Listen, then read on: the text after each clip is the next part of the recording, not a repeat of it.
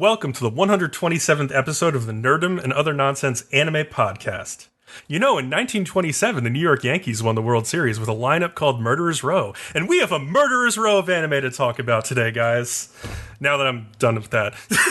Today we're covering shows that aired during week 11 of the winter 2020 season. As always, we include timestamps in the description of the YouTube video and the podcast feed if you only want to hear about one or two specific shows, since we spoil literally everything, like how the Yankees won the 1927 World Series with Babe Ruth and Lou Gehrig. They're really fucking good. You should look it up. My name is Bcom, and if you throw every attack at me, I will go down for sure, because I'm not a game-breaking, walking cheat code like Maple. Also with me are Leo and Kat. I thought I was gonna have to be like, no, you know the deal. You have to say what fucking Leo wrote. I thought I was gonna have to break in and be like, now be calm, you know.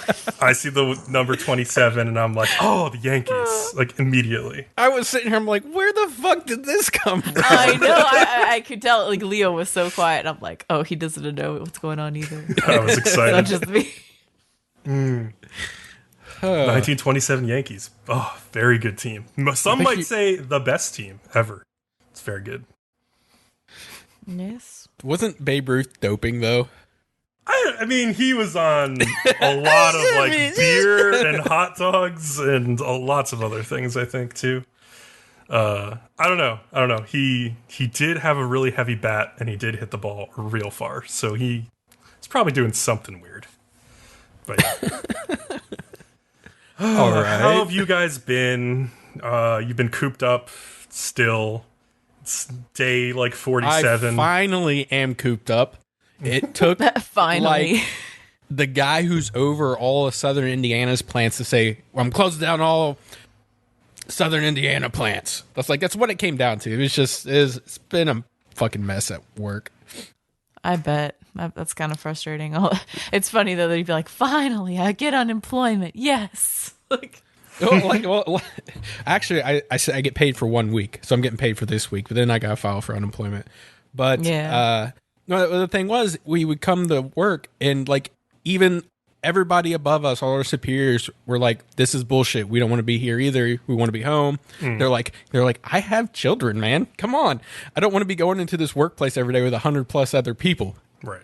Yeah, there's that too. And like, then they, like every day, almost every day, every other day, they would implement some new safety thing so that we would be safer and less contagious. And it's just like, after the 5th time this happens, you're just like, how far are you going to go before you finally fucking just send us home? And like, everybody was fed up with it. It was ridiculous, but yeah, I'm finally home now. It's all temporary. Like, they'll just hire all you guys back again. Like, yeah, and a lot of jobs are like that. So some of the like more general stuff is not, but most I think places are just hiring. And so over the weekend, I went and worked for a different department because they still had like lots of orders, and they wouldn't make up for the time that we were going to originally just have off for 1 week. And then so we went in there on Saturday. You walk in, they're like, "Hey, we got a meeting in the ECC room here." That's where all the meetings are, and you're just like, oh, that's weird for a Saturday. So we walk in there, we see the plant manager, the vice plant manager, the union board, and we're like, what the fuck it's Saturday. What are all you motherfuckers doing here? And that's basically what they told us that for finally shutting down. Till May the 4th. But every time they said it, they said, May the 4th be possibly. with you. No, May 4th possibly. Well, that's hilarious. That's where you went for. They kept, the 4th be with I you. thought it too, but I kept it to myself. You thought they were like, you know what the perfect day to shut down the plant would be? No, that's when we would come back. The day that everyone else wants to watch Star Wars. No, that's the day we would have to come back, so it's even worse. Oh man. But they kept hinting that like they don't think that's going to be the date we're coming back. They kept making it sound like they're going to extend it some more, so it's just like whatever. Well, it seems like everyone just keeps extending it, so I could see that happening. Yeah. Although, who knows at this point? I keep being like, no, surely it's over, and then it gets extended again. Yeah, how long have you been told to go home and work? Since I've been going in once a week, it's like been 2 weeks, and before that it was just twice a week. Wow. So that's been a bit. I've started like working outside for a few hours a day. Yeah, it's good for to you. Get sun, get outside. The weather's nice today too. It gets a little chilly again, but yeah, it's not so bad. So what have you guys been doing with your time in quarantine? I needed something good and pure and nice in my life, so I looked for an anime like that, and I found one, and it was called Kimi no ni Todoke. I From feel me like to I've you. watched that. Yeah, so it's like quintessential shoujo romance about a girl who looks like she's the main character from the Ring horror movie. Like she has like long black hair, and like when she tries to smile, she kind of like looks like a horror character, basically. And the boy, like, he has black hair, but he kind of looks like Taichi from Chihayafuru if he had black hair. Basically, it's exactly what he looks like. And he's very similar personality in a lot of ways too. But yeah, I really, really liked this show a lot. It's a very like slow moving romance because the main girl is really shy and she's really uncertain of like where she fits in like socially and like if she deserves to even have friends, because people have like always sort of treated her as like this scary girl. Like they've always like joked about her being really scary, even though she's like so nice to them. But slowly, like this boy Kazehaya like brings her out of her shell a little bit. And then she also gains these two other friends who, if you remember in Fruits Basket, like the girls you really liked, Leo, like Toru Honda's like best friends, like Saki and I forget the other one's name, but like those two who are like the best part of the show. The friends that this girl makes in Kimi ni Todoke are like very similar to them. Like one of them is like a tomboy, and like the other one is like she's like constantly dating like a million guys, and like she's almost like if she was like if she wore more makeup, she'd be like a Gyaru girl basically. But like she's like a little bitchy, like and like yeah, like 6 episodes into the first season, like there's an episode called Friends where they all become friends, and it's just like the sweetest, nicest fucking episode of anime I've ever seen. It's like the main girl's getting bullied, and like she stands up for herself, and she's like she stands up for those girls as well who have also been getting rumors told about them that are fake. But yeah, it's like I watched the whole first season, which is like 25 episodes, and I just absolutely loved it. Even though it moves slowly, like it's so well written in so many small ways. Like all of the side characters are really like well developed. They have their own romances, which are interesting. And all of them have like different like romantic problems and hangups that they have to like work through, and then they have to work through becoming friends, and like the main girl is like just trying to understand like what being friends means, and like what her romantic feelings for the main guy mean. And it's really interesting to see her like struggle with that, but then like slowly understand with the help of these people around her who are like starting to root for her because they see how nice of a person she is. It's just a really feel-good show to watch. I would highly recommend it. It's really good. It also looks gorgeous too. It has a lot of like really nice animation. Like I was looking at the Mal page for this, and there's so many like famous key animators who worked on this show. Like funnily enough, like Sushio, who's like a big animator at Studio Trigger, worked on this show for some reason. But yeah, like everybody seemed to want to get in on this, so it's really nice looking. If it's the one I'm thinking, which I'm looking at the art and it looks like it is, I remember really liking this anime for a long time after I watched it. Yeah. So, yeah. I think the main complaint people have about it is that like the romance like lingers on for a really long time without like having like any kind of closure. But like I still at this point really like the pace that they're going at, even if it is slow, because it's just well written, and like the reasons that it's slow are good. And I can see getting frustrated with the two main characters if they don't like do something about it eventually, because they're so clearly like in love with each other, even if they don't, or they're not ready to tell each other that basically yet. But yeah, it's really good. Yeah, it's a pretty good series for sure. Mm-hmm. So. What have you been up to, Kat? Well, I watched all of Tiger King. I think every time I ask that, you started with a. It's like, what the fuck have you been doing? Well, I always look back on my week and I'm like, like an evil villain should. So yeah. Carol Baskins. I watched Tiger. No, but I'm not like Carol. No. No. I was telling the Bcom before you got on that like when we're playing like Call of Duty, we're starting to use Carol Baskins as like an insult. So like if we get like shit on or killed, we're like, God damn it, Carol Baskins. Oh, that show was a hoot and a half. I don't know. I'd watch it and I'd be like, the next episode, and like everyone around me would be like, but why?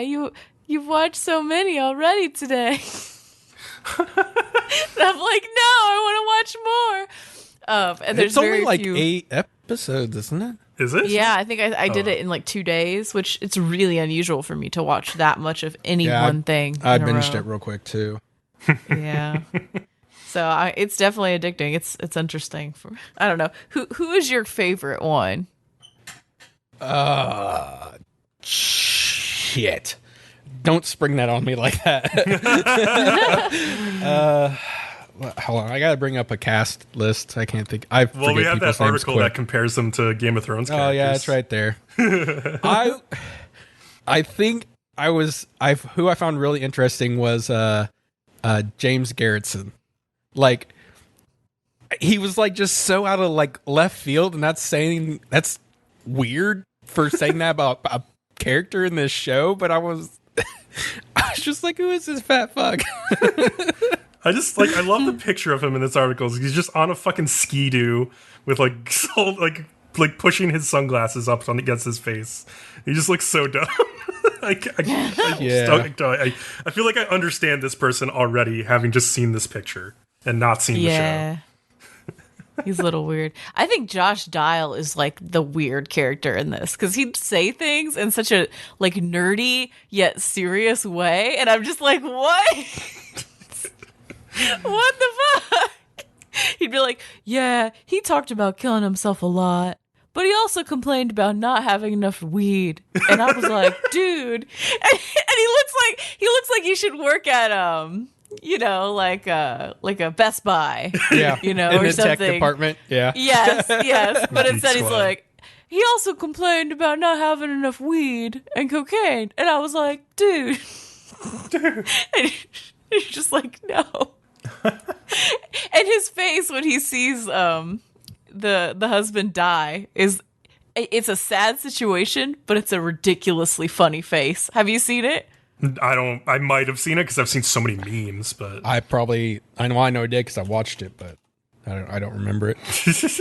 He just like puts his hands to his mouth and his mouth like wide opens like he just got told that like Santa doesn't exist or something, and he's like, oh. You really should. I'll have to find a gif of it or something. Oh man. But no, it's very interesting. It's a good series. okay. Yeah. What about you, Leo? Yeah, so literally today as we're recording, this is going to sound so far behind because we only have like episode 123 out. Season 3 of Warzone just started today. So that's always fun. That always means lots of updates, new stuff. So what we got was like a couple of new guns. The vehicles got skins, which is just kind of cool. That's fun. There was like, I think 3 new maps for the multiplayer mode, which is that's not the free mode. The free mode's the Warzone mode. So that means if you bought the game and you play that, you got that. In Warzone, they took out the 3-man teams and they put in 4-man teams instead, and they left in the solos. And so I played a little bit earlier with 2 of my other buddies. So it was 3 of us and just one random. And for the life of us, we just could not find a landing spot that didn't involve 4 other fucking teams.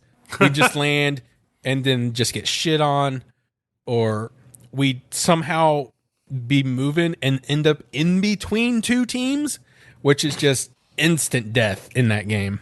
Yeah, There's much. just no cover. You can't do anything. One side's pushing, the other side's sniping. So we were not. The other 2 guys, I think they just got so fed up they just went ahead and got off. And I played a couple solos, and that's about it. But yeah, we just get used to it.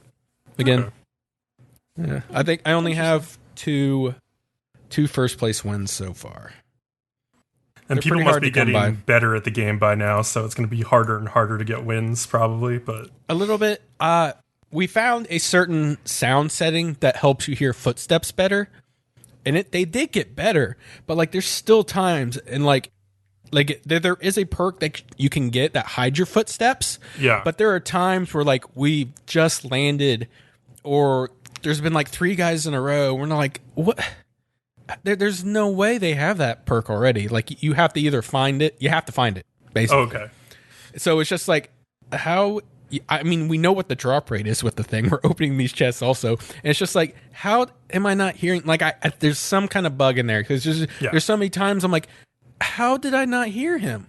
Even in like the first week the game came out, I was watching some streamers play it, and they were definitely complaining about not hearing footsteps and being like a minute into the game and just being like, I should have heard that guy. He was like 3 feet behind me. I heard nothing. Right. Yeah, that's what happens. You're like, he was almost up my ass. I should have heard this guy. And he's running. He's not crouched. He was running. I can see, you get to see the kill cam, you know? Yeah, exactly. So you're like, what? How is that? Whatever. They need to get that fixed because that's what happened a lot to us. We die and we go, where the fuck? Why didn't we see him? Oh, we also encountered a guy that like me and my partner, we were looking into a room and we could see like the muzzle flash, but we could not see him. And then even when we finally got him to switch positions, and I was literally like 5 feet from him in the game, he blended into the wall so fucking well. We were like, what? Damn. We were like, what skin is that? I didn't think some trickery's afoot here. He had like the Elder Scrolls like Stealth 100 on. He just can't see this guy. We just died to him, and we were just like, why could neither of us see him? So yeah. That sucks. Well, I hope they work out the bugs, because otherwise it seems like a pretty fun game. Yeah, it seems like you have a lot of fun with it. Mm-hmm. Oh yeah, it's really fun. I mean, and there's usually regular 4 of us, so we've been waiting for the 4-man teams to come out, because then it was just 3 of us playing, and then the other one was just playing like fucking solos, waiting for like one of us who had to leave or something like that. So that's good. Yeah, it'll be better when we can get all 4 of us in there.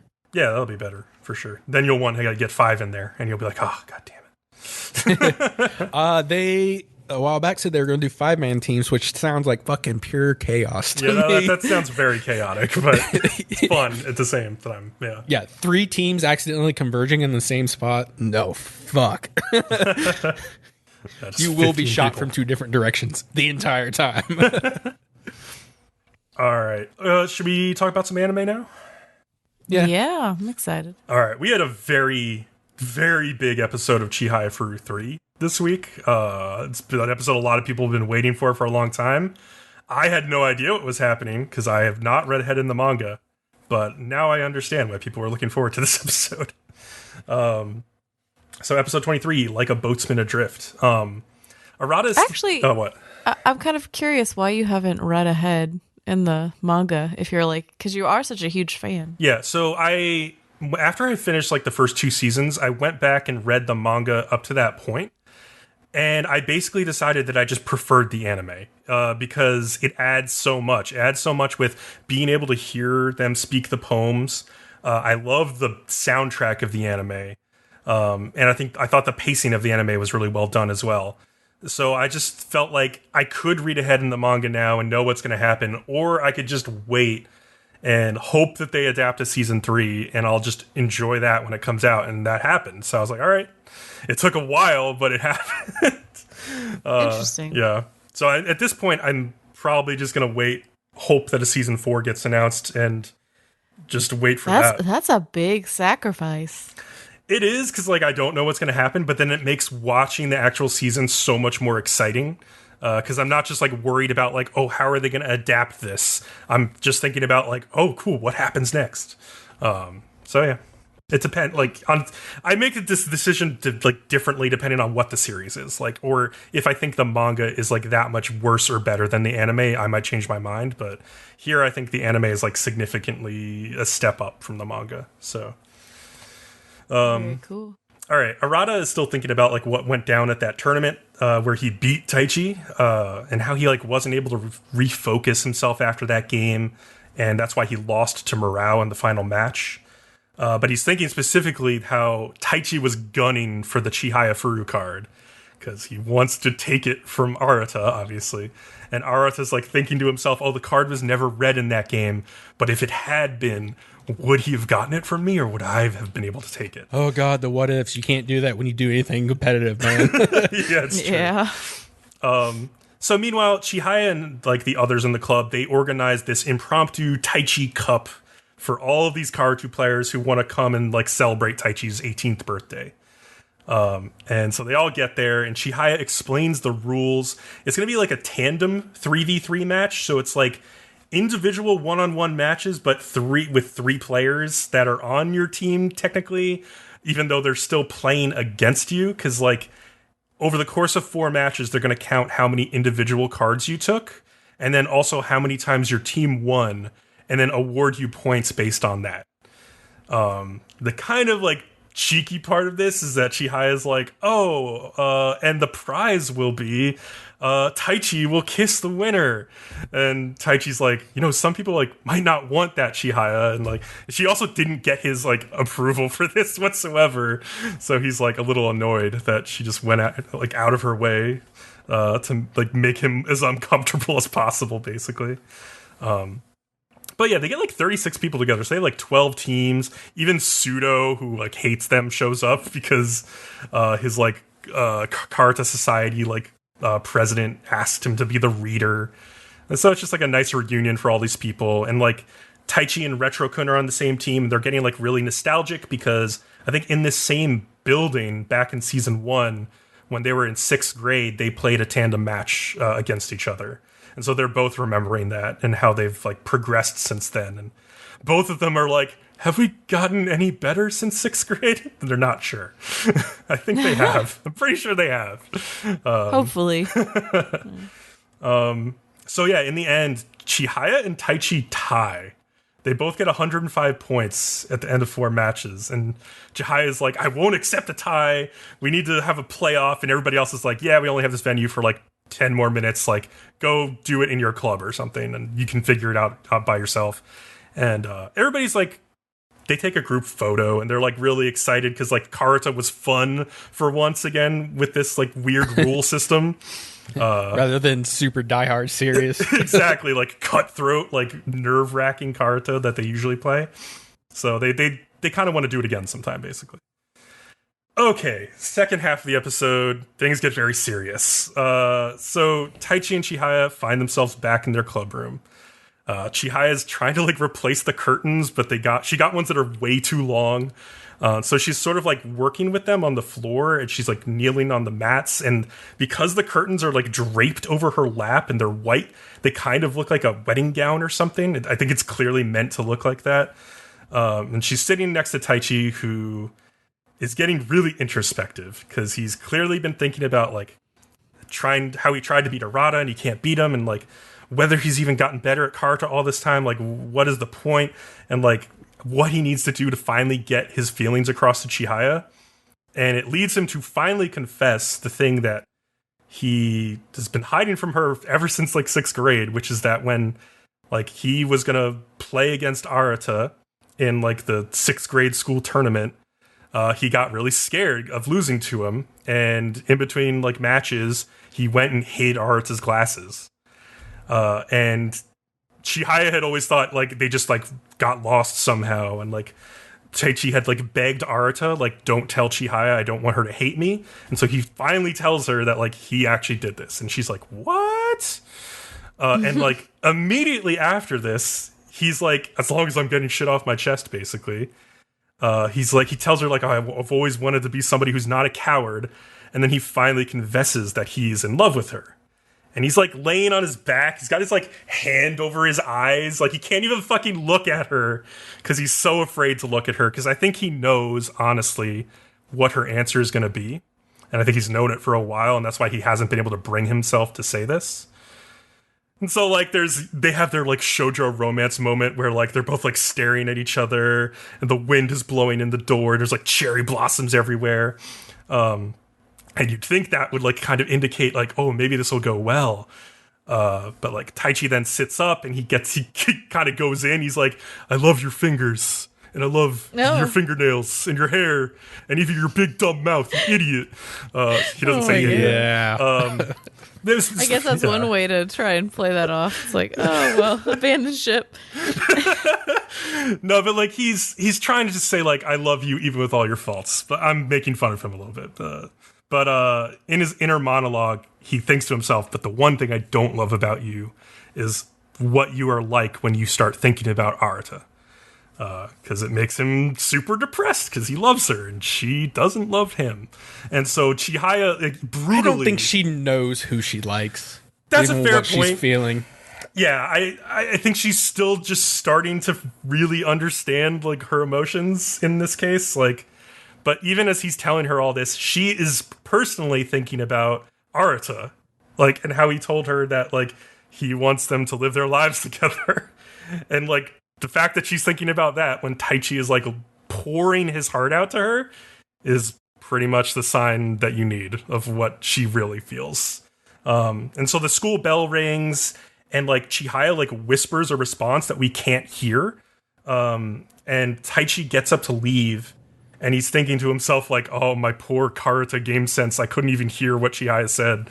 But, like, as he's leaving, we finally hear, like, Chihaya's, like, pained voice just say, like, go, man. Like, sorry. I'm sorry. So that's the reply. It's fucking brutal for Taichi. This is so brutal. The whole thing.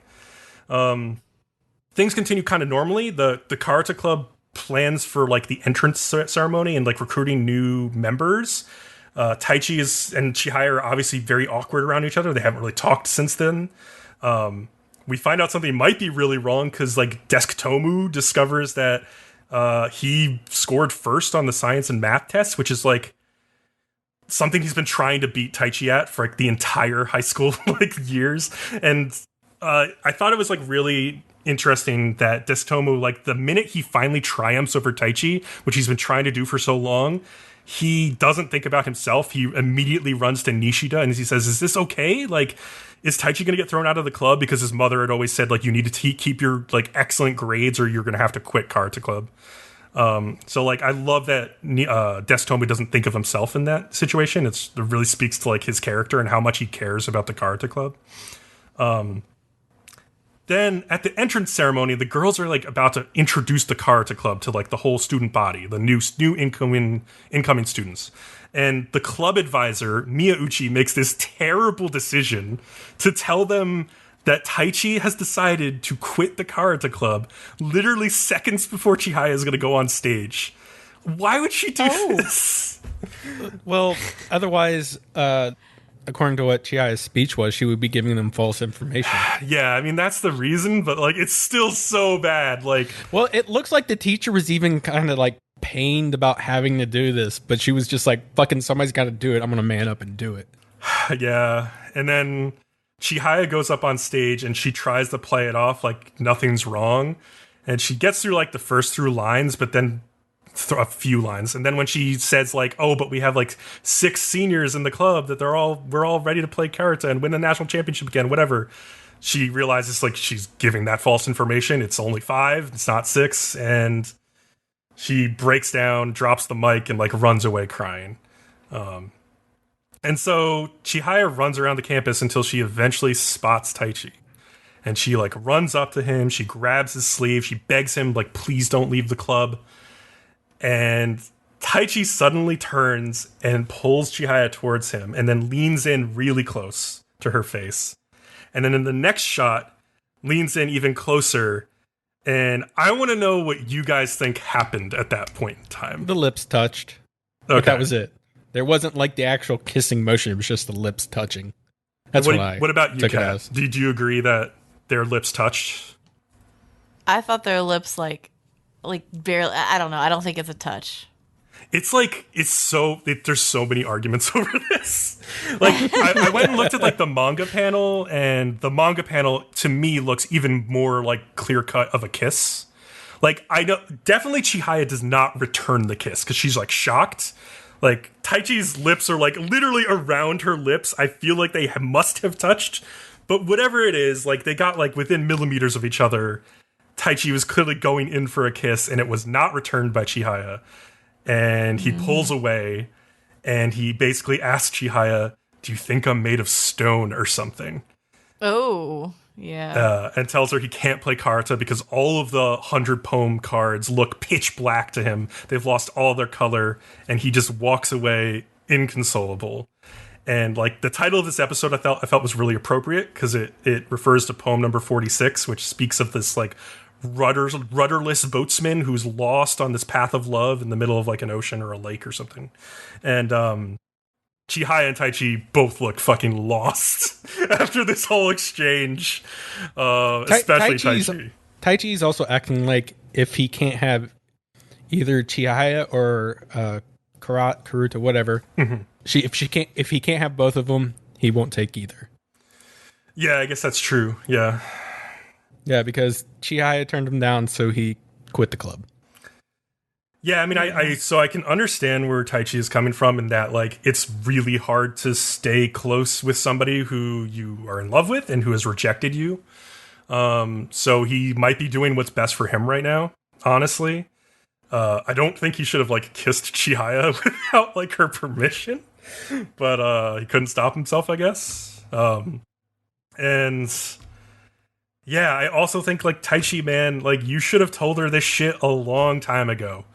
Like, it's your fault for letting it wait this long. Like, Kana has been telling him for multiple seasons now, like, you should tell Chihaya how you feel. Like, she's not going to be around forever. Like, you should tell her. And, like, if he had told her how he felt before Arata confessed, maybe things would have gone differently.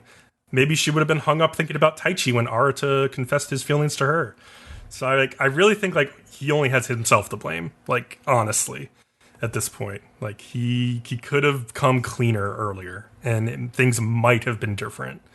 But either way, man, it's a lot of fucking drama in my Chihayafuru. I was uncomfortable watching this episode. I was like, oh no, what does this mean? No, I've always liked. It's hard when things change fast because like you've had this idea of it in your head for so long, and when it comes together, it's almost too much too quickly. Sometimes I know. Yeah, I've kind of enjoyed this like careful balance between those three that's been holding unsteadily for a really long time, and to have it come like, I guess I like that it came crashing apart like this because it's kind of fun. It's more fun that way, honestly, like than if it was just like a gentle letdown. Like it's been such a build up that it kind of had to crash and burn like this.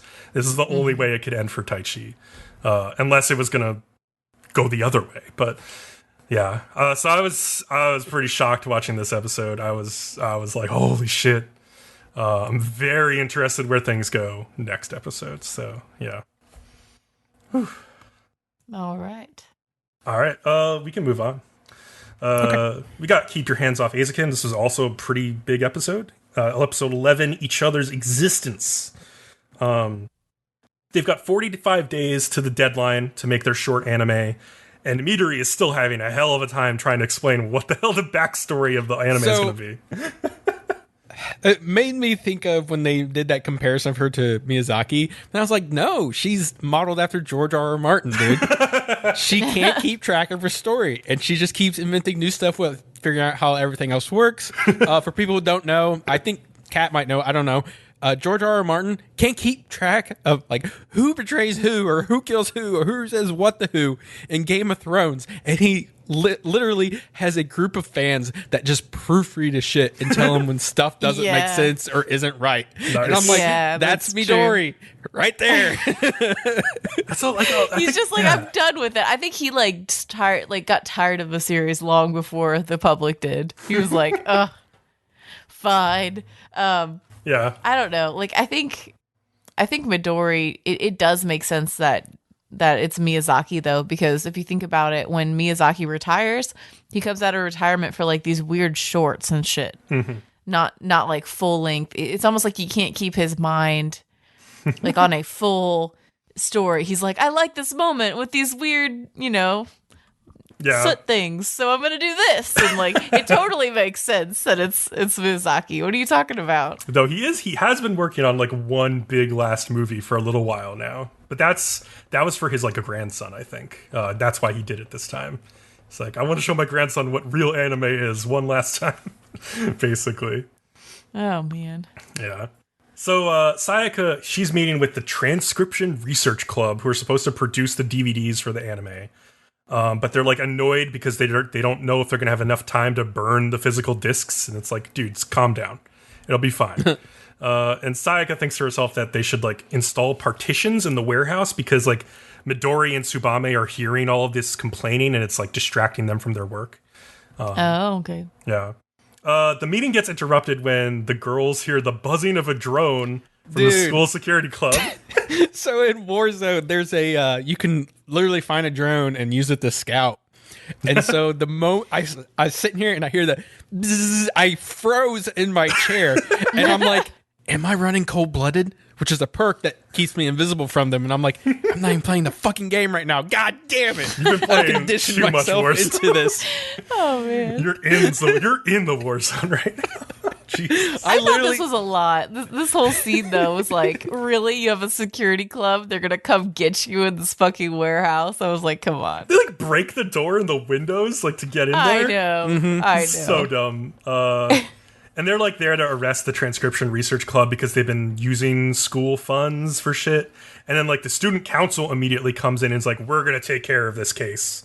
And they basically threaten Sayaka, like, you might be next. Don't you dare spend those school funds.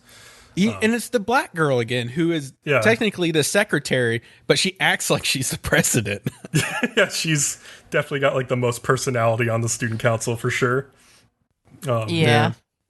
So while Sayaka is like helping set up for like public voice acting auditions to be held, like Midori is like fucking scrambling around sewers like a raccoon, still trying to find inspiration for her story. She sees a bunch of things, like she sees the vice president of their school like planting flowers called Cosmos that stand for peace, and like she notices some weird like punk German club that is at this school for some reason out on a run, and like she sees like a line of ants carrying their queen. Wait. No, that punk German club was on that board from that one scene where they had a list of the schools. Oh, did they? And one of them was that really weird like German heavy metal. Oh, so that's what they are. That makes sense. Yeah, Okay. it's probably them. Okay, because I was like, what in the world? They like paint their face to go run? Oh, okay. That was my thought when I saw that. Yeah. And Midori is asking herself things like, what is an enemy? ? And I'm just like, you need to get your shit together, Midori. Holy shit. So Sayaka ends up like catching Midori with like a net. And then they run into their club advisor. She's like chilling in a fucking rusted out car randomly, like with 3 different Nintendo like handheld consoles. He's got like a Switch and like a Game Boy, which they call like a Game Star or something to avoid copyright. And like he's just like, yeah, I was gonna play some video games, but I couldn't decide which one to play. So I'm just like scrolling my phone. I don't get paid overtime, but like I have to be here whenever you do club shit. I felt really bad for this guy. All the fucking time. He never gets a day off. They're constantly working. I would like quit my job. I would be like, I can't do this. Are you kidding me? He basically does tell them one important thing, which is like, even when you're working, you need to try and find time to like have fun and play while you're at work. It's like the only way you will stay sane. You need to make some time for yourself. And so they kind of take that to heart. And they go walking through these like flooded streets, which they kind of like make a joke that they're like walking through the river Styx. What is up with that? They're literal roads that are just like rivers right now. Yeah, it seemed like a dam broke somewhere and nobody decided to fix it. Like, but it looks like these roads were like built to like do this every once in a while. Yeah, at first I thought it was like an aqueduct, and then I was like, no, wait, these are literally roads. Like, this is like a weird mountain road. And they want to get down to like where this random tire swing is, and they come across this submerged parking lot that like all the water's been emptying into, and there's all these like cars that are like half underwater, and Midori's like, oh shit, submarines are cool, and she basically decides she's gonna make the whole anime about this like Atlantis-esque civilization that's populated by Kappas. She needs to be put on like Ritalin or something. I don't know, man. She really does. Okay, so it's funny also because at that point, like, they've been moving around town and it seems like somebody's been following them, and you're not sure at this point who it was. Like even like Midori like sticks her head to look like through some water to the other end of the tunnel at one point, and she sees like the outline of somebody that looks like they have an axe in their hand, and I'm like, oh shit, what is this? It turns out like it's been Domeki all along, who has like a boom mic, and she's been following them to like capture sounds. I guess because she's like, well, I just need to be there because they go on these stupid trips and they decide all these like random things for the anime, so I might as well be there to capture the sound, so I don't have to go out and do it later. Yeah. Yeah, they do. They do like to do their like own sound effects whenever they're telling their stories. Like Midori, that one time she's like, and then it goes pew pew pew pew boom, and you're just like, what the fuck? Yeah, and I can imagine being like in charge of the sound, and someone comes to you and goes, and then it goes pew pew pew pew, and you're supposed to like, replicate that the way that they want it. Yeah, exactly. And you're just like, oh, Yeah. like these bitches. Yeah. It was funny, like, even in that SWAT scene earlier, she was, like, on the balcony, like, getting the sound from that. They, like, kind of point her out for, like, a brief second. I was like, oh, man, she's really on top of this. So, yeah, like, crisis hits again, because, like, apparently the vice president, or the vice principal gives them a message saying, like, don't use school funds, blah, blah, blah. And Midori, like, runs off to find Sayaka, who's not answering her phone. And that's when we get this like extended flashback of like when they first met each other 3 years ago at the beginning of high school. Which was interesting. Yeah, I really liked it because it explains like where they both started off and why they became friends, or nakama, I guess, is like they basically say. Bcom. What? Comrades. You're fucking right. Comrades. Sorry, I don't. Translator's note. Well, comrades. Comrades means nakama. So yeah, Midori was like this antisocial loner, and she kind of thought Sayaka was a bully because she was very standoffish. And it's like, so there earlier in the episode when Midori was like running around doing random shit, she saw these leaves, and she remembered them because Sayaka had her collect these leaves because they are worth a lot of money apparently, because she would like take them and sell them to this restaurant that just used them for serving grilled salmon.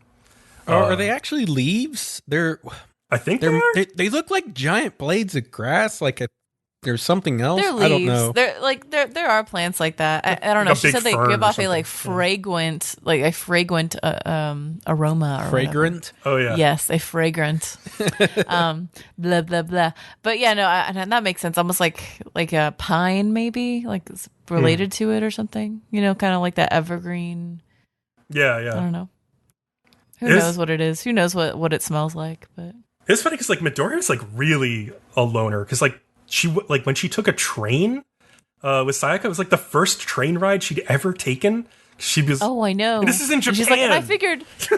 That's where you go for everything. And she's like, I figured I'd that need would a be friend. one thing, but. Like you said, that's Japan. How have you not been on a fucking train? Well, and she's like, I figured the first time I'd need to go with a friend. And I was like, but don't you not have friends? So like, then did you just plan to never like do it? Well, I mean, she was like, and yeah, she was thinking about like, maybe I'll never have friends before Saya could finally like decided to just talk to her out of the blue. So good. It's really lucky for Midori that Sayaka like spotted her and thought she had like a business opportunity basically. Yeah. So yeah, back in real time, the girls find out that like Sayaka is sick, so they go over to check on her. And I like how Midori like takes some photos of her because she's like, "Oh, you can't choke me out because you're too sick, so I can actually take photos of you." And they bring up the message from the student council, and Sayaka's like, "That's not a problem because the press has started covering them now." And so they're in the news, and so the school is now like pressured to like continue on with the project. They can't really do anything to shut them down.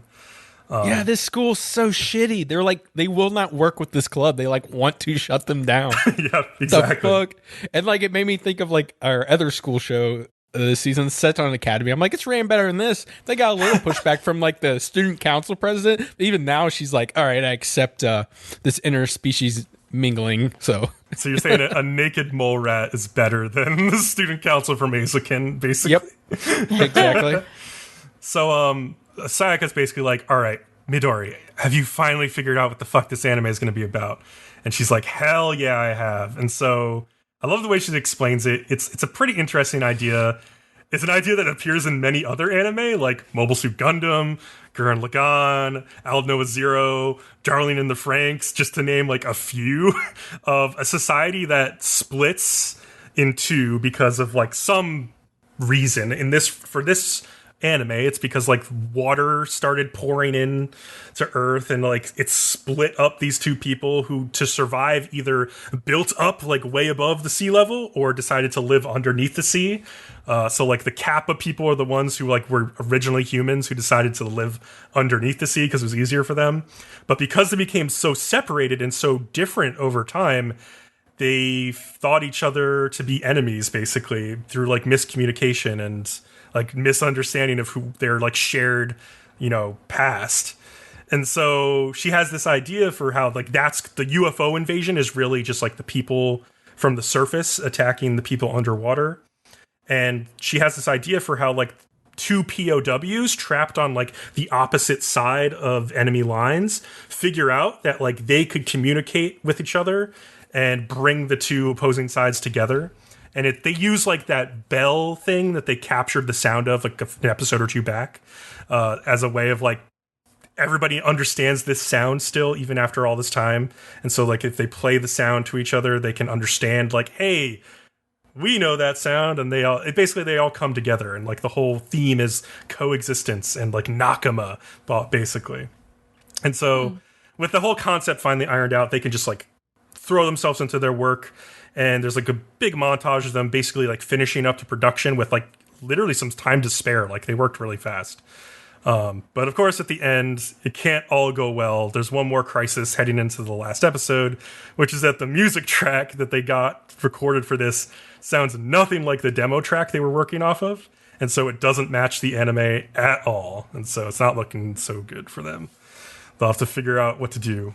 But the anime itself looks pretty cool. I like the dance at the end with the Kappa people and the humans.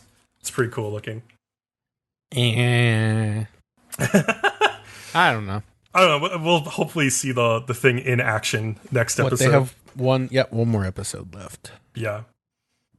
So yeah, it's just like continues to like build off like the character moments and like the things that they've experienced as for what they're going to produce in the anime that they make, which is like just like really strong thematically. It like really ties the show together well. All right, Leo. Oh, are you ready for this information dump? Yeah. I wouldn't even. Actually, I don't. It's technically is information, but it's more like we get so many goddamn questions answered this episode in Id Invaded. Oh, I know. It's weird. It took me like a good hour to write this because I'd watch a 2-minute scene, stop, think what's important enough to add, and then somehow summarize it. Yeah. It's a really dense episode. And I was like, oh man, good luck. Yeah. I think I got it all. So episode 11, Akihito comes to the realization that he is in his own idwell, and that means John Walker was manipulating him as well. So back to the team in the real world, and they deduce at some point there had to be a mix-up of the cognition particles.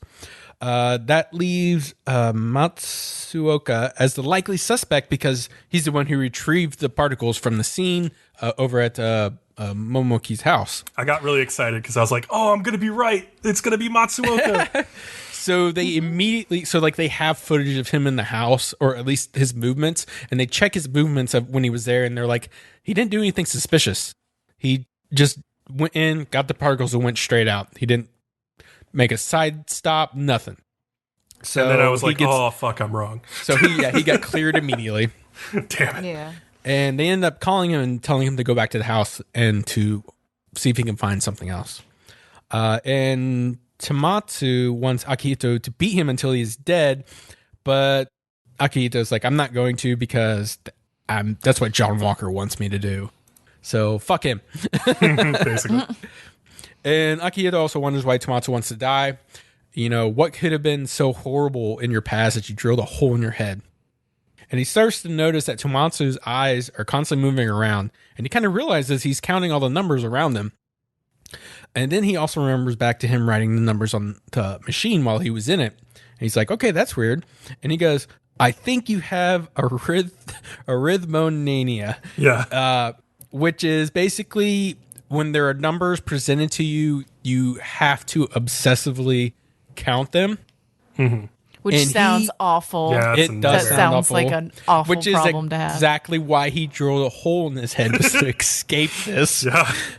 Sounds like a good but- solution, honestly. Like, Yeah, but interestingly, Well, I guess he figured like I'll either die or something will happen.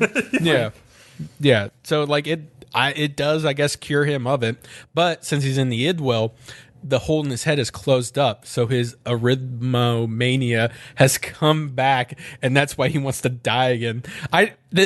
So you got this word is funny to me because it's like arithmetic, yeah. but then it's like mo as in more mania. Arithmomania. Yeah, It they is really kinda could have funny. come up with a better word for it. I like usually like words for like psychological conditions can be just like something totally random. It doesn't sound like it relates to it all, but this one actually makes sense. Yeah, it's like very easy to understand what they mean. Yeah. And since Tomatsu was in Akio's other well, the lightning one, he was able to memorize all the numbers on the ground and can actually place himself where they are just by seeing a couple of numbers on the ground, just location wise. So like using that psychological disorder to your advantage. They also start to wonder why it felt like a year to Akihito when he was in the well. And the reason the well they're in now is, I guess, synced up perfectly to the real world. And that's because they're being observed. So when Akihito was in that other well, he wasn't being observed. So the time can either go faster or slower when not being seen. This comes into play later at the end of the episode. Yeah. So we go to Hanamachi, and she's going over Akihito's notes, notices that the number 7 plays a big role. There's 7 serial killers, no more than 7 victims of each of the killers. And they all, ironically, did all their killings on a specific day of the week. So like one would do it on Monday, the other one would do it on Tuesday, and so on. Weekly schedule, yeah. And then just meanwhile, Akihito and Tomasu find the machine and Hanamachi in it when she got pulled into the idwell when they were in the storm. So like when that storm began, it pulled, her and the machine from the other idwell into theirs. I don't know why. It's just what happens. Yeah, what do they say? It's like, oh, because it's the same idwell, just at different times. And so they said, like, for whatever reason, it would get pulled into the other one. Yeah, sometimes. The one that they're in's like 300 years in the future or something weird like that. Yeah. And like the lightning strikes stopped and then just covered everything. They wake Hanamachi up. I'm sorry, not yet. Hanamachi first goes finds Tomatsu in the well she's in and convinces him to work with her by basically telling him a bunch of things she wouldn't otherwise know. So he's just like, all right, you convinced me. You seem to know what you're talking about. What's going on? Turns out he recall he had 3 dreams about John Walker, all the way down to the date and time. And so she's like looking through the list of everybody that works at their job, and she just finds everybody working those days and not the others. So she's like, shit, it's nobody. But then like Tomatsu, he's like, well, the other person wouldn't have had to have sleep. Well, I did too. So couldn't they taken a nap at work? And then she's like, I don't know. And then Tomatsu's like, well, what about an overseas trip? And Hanamachi's like, all right, I have a lead. I can work with this. And it's also just like super convenient that he was able to remember like exactly the date and time of his dreams that he had. That comes with his condition, I think. Does, but But the condition itself is super convenient. Super convenient. In 5 seconds, I figured out that you had this very specific disorder that causes this, and it's like you wouldn't figure it out that fast. You'd be like, Yeah. Well, I will say it all logically convenient. makes sense, but it's just like so convenient. Like.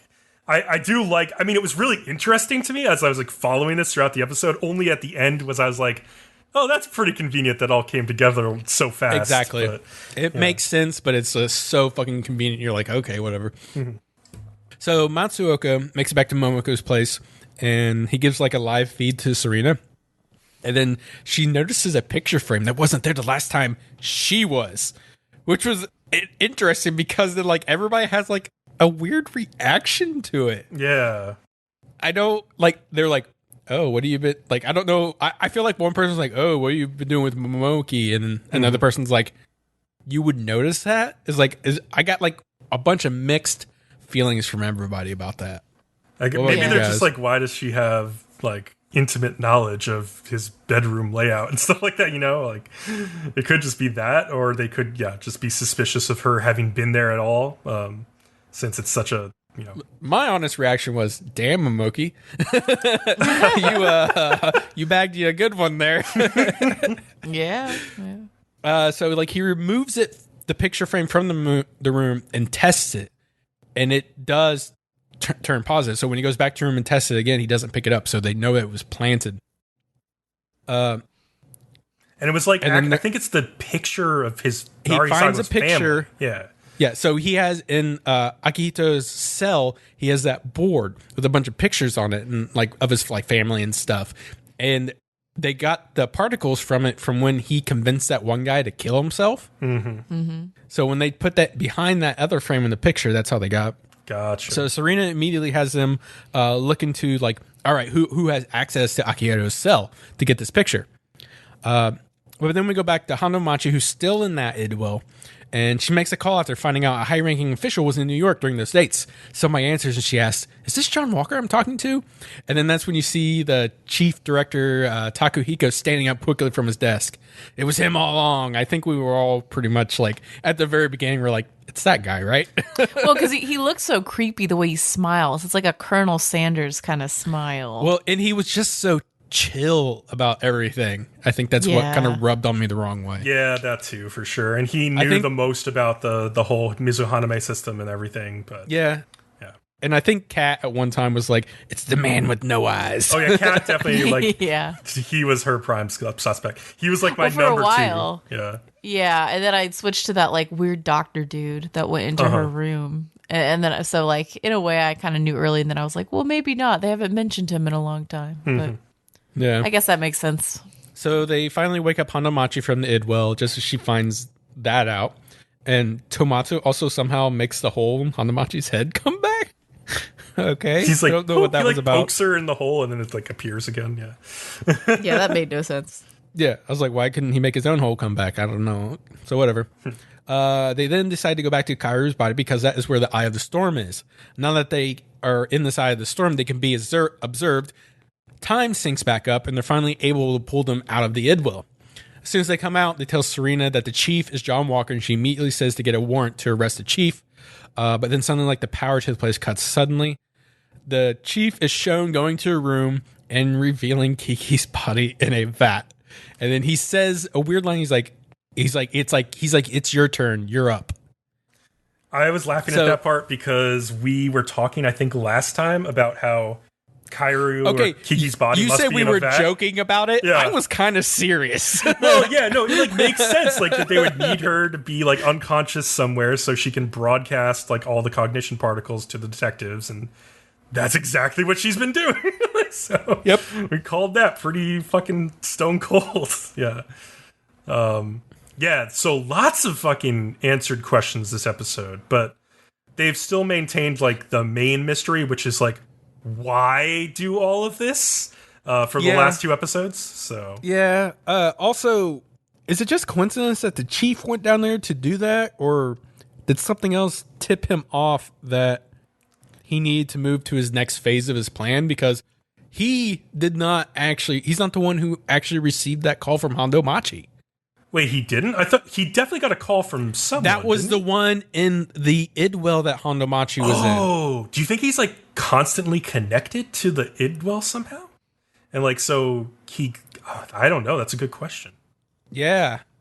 Yes, I don't know. I was like, was it just coincidence that he decided this was the time to move on to the next phase? Or did like, he was somehow notified that they had figured him out and he's like, all right, got to do it now. And if he did, how? I didn't even think about that. It had to be, it was the one in the Idwell who she called. Yeah. Yep. Shit. I just wonder what his overall, like, reason for doing all of this was. Like, I'm going to make serial killers, and then I'm going to use the Mizu Haname to analyze the serial killers. Have you seen the movie Seven from 1995? Yeah. Oh, I love that movie. I feel like yeah. So you think he's Kevin Spacey's character, basically. What's in the box? Yeah. Oh, man. Maybe. Who knows? It's weird. It's weird. But. Oh, yeah. But I will say usually shows like this, at some point they just like kind of stop making sense. But this one actually adds up. As of now, it does. We'll see how they do at the very end. But they've been doing a good job. We have 2 more episodes of this. There's a little bit of fantasticalness to a lot of the logic. Like, oh, and then the bullet went through the hole in their head. I will never get over that. But overall, I love that because still, I'm like, of course it did. Like, I knew it was going to happen during that whole shootout. Like, there's going to be a bullet that goes perfectly through the hole. It's not an anime if the bullet doesn't go through the hole in the head. Like, right. Oh, man. Yeah. Speaking of anime, Dorohedoro. Okay. That's an anime. So the group meets up with Dr. Kasukabe. And, like, then Shin's sort of like, no, let him go. Don't kill him because I owe him Shin my life. recognizes him. He's like, oh, you're the doc. And I was like, that's a hilarious quick turnaround. Yeah. He's like, funny. Nah. He's like, I actually owe this man a favor. I can't really kill him right now. Yeah. It was interesting. I was like, oh, well, there you go. A good deed, you know. Meanwhile, Nikaido is getting treated like a piece of shit. Like, that was not cool. Like, the fuzzy dude with the fuzzy mask and the bird. Yeah. Like, he keeps having her come in and be like, here, come in this doorway. And, like, hitting her in the head with bowling balls that come from the ceiling and, like, feeding her poison tea and then being like, oh, you shouldn't have trusted me. Like, oh, you have to be strong if you're going to be In's wife or his partner or whatever. So and I just feel like he's jealous. Already at that point, I was getting the feeling that, like, she seems like she's really docile and, like, she can't hurt a fly right now, kind of. But I get the feeling she's holding back and she's, like, biding her time and waiting for the right moment. Because I think, like, she might not be all there because of whatever the goggles are that N put on her and, like, the contract and everything. But I feel like some part of her is still deep down inside and is, like, waiting for the moment to strike. It's just... She needs help. I don't know. I thought at this point that was the case, but there's something we'll talk about later that makes me think maybe not. I don't know. Yeah. It's interesting. Okay. So basically that weird bird dude is like, I'm going to show you this movie that's not complete that In made himself about himself. And I'm like, oh, okay, this should be interesting. Yeah. And it's like, dramatic music plays when I was a child. I just wish Johnson was in the room so he could go shocking at every plot twist in this fucking movie. Oh, that would have been amazing. Yeah. It's like, all I remember is waking up in a room and my parents were mushrooms and everything was mushrooms. It would have been so good. And I'm like, so you're glossing over the fact that you killed your parents, is what you're saying? Well, he never had any time to ever develop any emotional bonds with them. So, I mean, to him, they were just random people. Yeah, and then some dude in the neighborhood, I'm assuming waited until he was asleep and then, like, snuck in and sold him to a smoke factory. Because I don't feel like he could have done that when he was awake. But... So he sells him to the smoke factory where they just put him in a tube and suck all the smoke out of him as he produces it. And I guess he was there until he was a teen. He's there for like 9 years, yeah. Yeah. But then eventually they're like, well, we've used him up, which I guess they really didn't use him up. I don't know. So they dump him in the river. They thought they had. They dump him in the river. And then he gets mistaken for dead, and this weird thing comes out of the sky and it's like, dump him in hell, and dumps him in hell. I think it was a devil. A devil. And then he survives even that because he's pissed off. And then he goes back to the fucking he's like, I'm so angry, I hate you. And then, like, devils fucking find him years later, and he's just eating mushrooms in this, like, pocket of hell that he's created. And the mushrooms are, like, made from people, I think. Because, like, one of them looks like it has a human head in it. And I was like, oh, God. Oh, man. Just imagine being like, I don't care. I'll fucking eat the people mushrooms. Yeah. Whatever. Whatever he needs to do. Yeah. So he returns to the factory and destroys it, and then he makes the other sorcerers that were in the factory his minions. And basically that's the start of his gang. He's like, yeah, that's my gang now. So that makes sense. That answers some questions, right? Yeah. So then the sorcerers started getting murdered by cross-eyed people. And so Shin and Noi fought that head cross-eyed person but couldn't beat him. In shows up and fights him too. And he thought he beat him because he like did one of his blackout things and he woke up and all the city around him was mushrooms. So he's like, well, surely I've killed him. But then I guess he saw a headless dude he thought go through a door. So he's like, did I kill him or not? I don't know. And I want to fucking know. And that's the reason that he wants a partner who can control time. So he can go back in time to a year ago and be like, what the fuck happened and did I kill this person? Basically. Which I'm sure we'll find out he didn't kill him. I mean, come on. Yeah.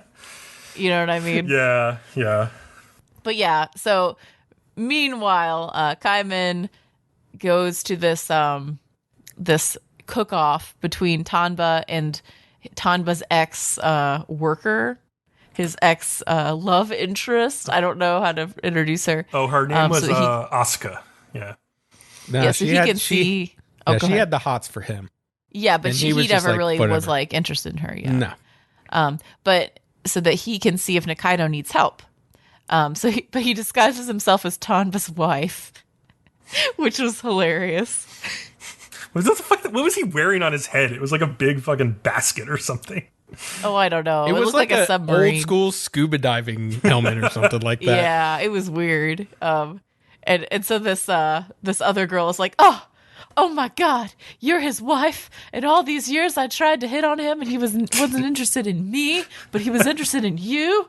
Are you even a woman? You look like a man. So it's very interesting.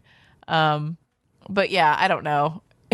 And basically they set up this cooking contest. What did you think of that whole facade? So this is like a problem I have with the show where like I loved the whole movie about N and like finding out about his backstory and like more about the cross-eyed guy and all this shit. And then like it cuts away to this random fucking food contest. And I'm like, we're in the 11th episode of this anime. Why are we watching this like food contest? What is the point of this? But it's just the show's so goofy, you know, like you kind of have to just roll with it, I guess. But I felt like it was getting a little bit off track. Basically, it did. It felt very like random and like, why do we care about this random person? Yeah. And her Asuka and her pie shop that makes apple pies that apparently aren't that good. But they are. But her magic makes you horny. Yeah, for they're her. seductive apple pies. Yeah. They just make you want her basically, and you find out I guess she summons this devil that makes these pies spit out of its mouth that make people want her or something. Honestly, normal apple pies have this effect on me if cooked by a cute girl. I mean, she's making normal apple pie. And that, like, my friends, no magic is how required. you get to the center of Bcom's heart. yes, just food. That's all you need is food. It's very, very effective. Yes. So eventually she runs out of juice, basically. Like she can't produce any more smoke and the devil disappears and all of them are like, why did I like her pies again? That's weird. And they go to the other dude and Tanba makes the most of that in the 10 minutes or 15 minutes they have left. Yeah. Like Ed tries try and one win. pie that he specifically made for him because he knows he only eats mushrooms. And he's like, you win. And that's it. Yeah, I mean, hey, that paid off, I guess. Chanterelle mushrooms are very good. I can confirm. Yes. Oh, what kind of mushrooms was it again? Chanterelle. Like those like long, kind of like long ones that are kind of seasonal. You can't get them all times of the year. So yeah. Oh, I think I know which ones you mean. Yeah, those are good. But yeah, no. Meanwhile, Kaiman kind of wonders for a while once he sees Nikaido if he really should rescue her because, like, after all, like, it seems like she likes being there and she did lie to him about being human. So, but then he eventually decides, like, no, I really should try. So he like pulls her aside and takes her. And Nikaido's kind of like, hey, I don't want to go. Like, I want to stay with this dude in. Sorry. So that's interesting. Yeah, that was really interesting. So that made me feel like she has a plan that she's trying to fucking work on.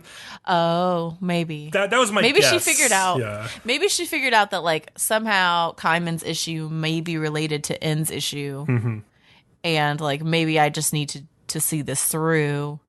I don't know. I just felt like she would explain it more if she was in more control of her faculties. But maybe she just doesn't want him to know because she doesn't want him involved. Who knows? Maybe she also feels like, so like N wants her to go back in time to when this all shit happened that like kicked off like the whole events of this anime, basically, with like Kaiman being created and like the guy like eating or like killing whoever. Wait, who did he kill? God, I can't remember. But I'm blanking. Basically his whole crew except for Shin and Noi. Exactly. So like he wants to like find out more information about like what happened with that. And like maybe Nikaido thinks at the same time she can like stop Kaiman from being created in like this weird lizard form and like maybe help him. And maybe she can also stop N at the same time. I don't know, but so maybe that's why she wants to stay where she is and just go along with this and then like turn the tables on him when she has like the upper hand. I don't know. Awesome. I also wonder like if she goes back in time, will the contract be broken because they're in a time before they made their contract? Oh, do not start time questions. No. Oh, but you know there's going to be so many time questions next episode. Yeah, of course I have it. Nope, Bcom has it. Yes, I hope. I hope this episode like is like an ending and not just like mid-season cliffhanger or something. I don't know. We'll see. I don't know if this is gonna. Like, I don't know. I don't do think have this a little could bit of end worry in one because they got a episode. lot to answer. It if they're seems like a lot. one episode. I think this is going to be a season 2 type deal. Okay.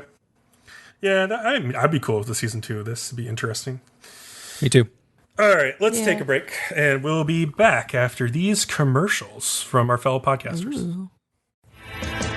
Hey, dude, you into anime, manga, and all that radical stuff? Oh, yeah, man. It's tubular. Then you should totally check out the... This transmission has been hacked. If you want discussions, debate, reviews, and all in between, you must listen to the Anime Radicals Network at www.animeradicals.com. There's timely reviews, revolutions, mecha, and much more. Find it on iTunes, Google Podcasts, and all podcast catchers. The Anime Radicals Network. The revolution will be simulcast. Hey, do you like wrestling? Whether it be in a bar, an arena, some weird place in Asia, or in a stadium? Or the occasional penisplex? Well, if any of these things might tickle your fancy, anywhere in between from penises to wrestling, you can come and check out our podcast. Our podcast name is Smack It Down. We talk all things WWE, New Japan, anything else in between. I'm Jay Silver. I'm Corey Gold. And we look forward to you joining us. Happy Rusev Day. Happy Rusev Day indeed. Hey, we made it back. It's time for some animal hijinks with Seton Academy. As True always. Tiger King. Yes. The Tiger King show. We don't have any tigers, but we did have tigers and Beastars. True. And they were cracked out. So They were. So the cultural festival has started, and you see them walk by a bunch of the booths. Was there any booth/stall that stuck out to either of you that you maybe wanted to visit? The milking the Holstein fucking cows booth. Which even the anime is like, this is wrong. Just shut this down. Yeah, Miki, the president's like, you shut that down now. It's like a crossover with Interspecies Reviewers, like right there at the fucking... Aren't the Holstein cows like the really big ones too? Yeah. And, that's why the girls have really big breasts. I was like, oh, I see what you're doing, anime. I get it. So the cooking club is doing an all-you-can-eat restaurant. And so Anne and Yena both show up, and they were asked to help out. And everybody gets butler and maid costumes. And once it's open, it's super popular. Everybody loves the food. But every time there's food up for hippos or horses, he's like, here's the food for the stupid horses. Here's the food for the stupid giraffes. And it'd be really good food too. That's the weird part. He's like, and I expertly made this, and it's only with the best ingredients for those And they love stupid it. fucking They hippos. fucking love it. Of course, there's all kinds of antics. Mei is super slacking, and Miyubi takes so long to pour some tea that the customer's complaining. Yena kicks them out, and he told me, he's like, you can't kick our customers, and she's like, well, can I hit them then? And then the whole time Yukari has this mysterious and menacing pot with like And we all knew what it was going to be. We knew what it was. Yes. From the moment we saw the two of them, we were like, oh, this is going down. So Yena and Anne are having like this weird jealousy thing over Hitomi, which is kind of cute. So like they kind of start fighting, and Ranka steps in and she's like, "You can't fight!" And then she like makes them shake hands and make up, and Yena's like, "What?" She like notices something by shaking her hand. We don't find out yet. And then like 4 of the extinct species arrive at the school, and they're like trying to be super menacing, but then they get like happily greeted by like some cowgirls that give them like pamphlets and balloons. They're like standing there holding fucking balloons. So I was like, the only thing that's not menacing holding a balloon is it, but they look fucking ridiculous. Did you hear the background too? It was just like, as soon as the cowgirls show up, it's just like constant cow noises in the background. Yeah. It's the same thing with like Ranka and her fucking the barking noises in the background whenever she does something. It's really funny. Well, basically, this makes them all argue, and they're just constantly blaming each other for it, for like messing it up. Because like as they did their like introduction thing, like they're all just not singing in sync, and it's pretty bad. Hitomi and Anne are supposed to go get some vegetables, and so they're out doing that. And like Hitomi gives Anne a hairpin, and Anne's like struggling with her feelings of like how she's just happy when she's around Hitomi and everybody. And even though she's there to like do some diabolical scheme, but then she eventually gains control of it and like knocks Hitomi out with like a like karate chop to the back of the neck just to start her plan. But then like Yena shows up and she's like, "I know you aren't human," and that's all we hear from her. And then like werewolf guy is walking around and picks up Tell by the head and asks her if she's human. He doesn't know because he's never been around a human, so he can't tell. But then, like, Tell gets saved by Ranka's older sister because, if you remember, she's now a member of her pack and she's getting bullied. So, like, you know, werewolf guy gets just, like, knocked into the fucking sky. No problem there. And then extinct dolphin ladies. I didn't even take the time to learn their names. They're pretty complicated, so it's fine. Yeah, extinct dolphin ladies' plan is to infiltrate the cooking club under like no suspicion and like make friends with them and stuff. And Yukari just so happens to be warming up her big pot of rabbit shit. And apparently this species of rabbits, they like almost ferment their shit or something like that. If I understood that right. Yeah, well, so or like the vegetables like stay in their like rectum for a while or something. Yeah, well, so it's extra gnarly. It's gross. Yeah. And apparently the dolphin lady species lost her sense of smell, so she like finds the dish like super delicious. She's like, "Oh, this is so good." So is that implying basically that all animals think that shit tastes good? It's just that some of them can smell it, and most of them can, and some of them can't. Dogs eat shit, and they're known for their noses. So I mean, but the dogs are just gross. Like, I love my dog, but my dog would eat anything. Cat is currently side-eyeing her dog Ruby right now. Like, I know you're disgusting, but I love you. So Hitomi and Anne haven't shown back up, so Jin goes out looking for them. And then like he starts fantasizing about like Anne going like, "I like Jin," and Hitomi's like, "No." So like they wrestle basically, and their clothes start slowly coming off. It's just like, man. Oh, I know. And I'm like, really? Is this what you're imagining now? I'm losing respect for you. Okay. But then he gets found by the extinct lion guy. And he's like, "I'm going to get payback for making my species go extinct." But then Jin suddenly gets saved by King, who fights the lion guy and like loses very quickly. But the Impala's like, has some words for him. But then he backhands her. And her little blue balls go everywhere. I don't know what those are yet. I don't know. Are those like packets of Viagra? What the fuck are those? I don't know. There's some kind of food. They're in. So like at the very end when they show like small scenes from the next episode, Jin has those again. So like, yeah, maybe we're gonna find out. They look like little candies or something. I'm not sure. But when the Impala gets backhand, King literally goes Super Saiyan. His mane grows out like a Super Saiyan. He gets glowing gold like a Super Saiyan. And then the lion keeps like going on more and more about his species being extinct. And Jen's like, "Hey man, we thought you went extinct in 1922, but we actually have just recently rediscovered you guys, and your numbers have been slowly increasing at a steady rate. He's like, oh, I'm super relieved. But King uppercuts him and kicks his ass anyways. Yeah. I think, like, in the actual world, because I looked this up, they do exist, but they're all in zoos. So they're still functionally extinct.